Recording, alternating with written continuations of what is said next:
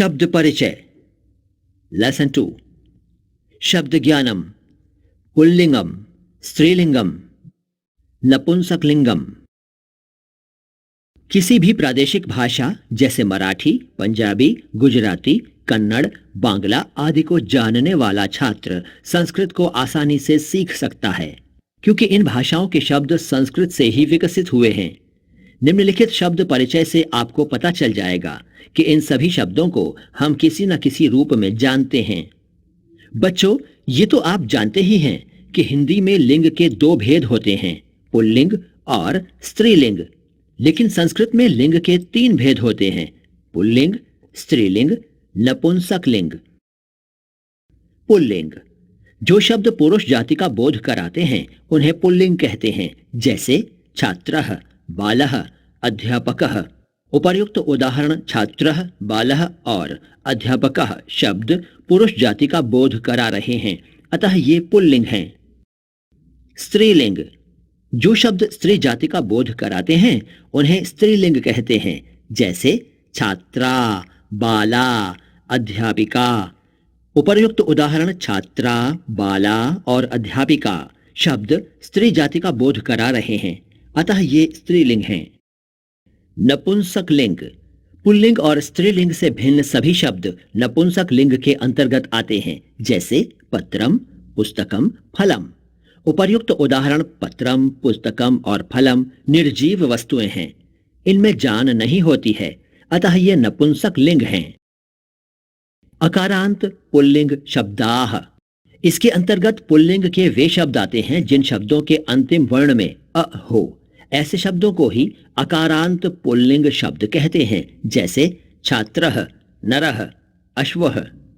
उपर्युक्त उदाहरण छात्रः, नरः और अश्वः शब्द के अंतिम वर्ण त्र, र, व में अ प्रयुक्त है, अतः ये अकारांत पुल्लिंग शब्द हैं।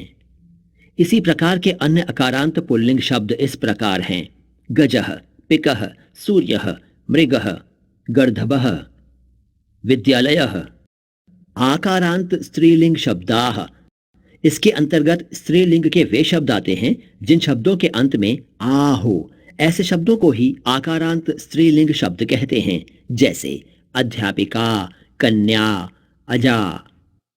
उपर्युक्त उदाहरणों में अध्यापिका, कन्या और अजा शब्द के अंतिम वर्ण का, या, जा में आ प्रयुक्त है, अतः ये आकारांत स्त्रीलिंग शब्द हैं।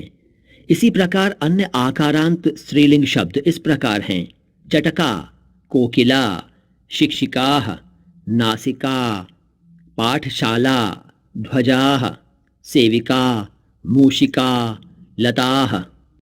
अकारांत नपुंसक लिंग शब्दाः जिन शब्दों के अंत में अ हो और उन्हें नपुंसक लिंग के अंतर्गत माना गया हो, उन्हें अकारांत नपुंसक लिंग शब्द कहते हैं, जैसे नेत्रम, मुखम, रजतम। उपर्युक्त उदाहरणों में नेत्रम, मुखम और रजतम शब्द नपुंसक लिंग के अंतर्गत आते हैं तथा इनके अंतिम वर्ण में अ प्रयुक्त हैं, अतः ये अकारांत नपुंसक लिंग शब्द हैं।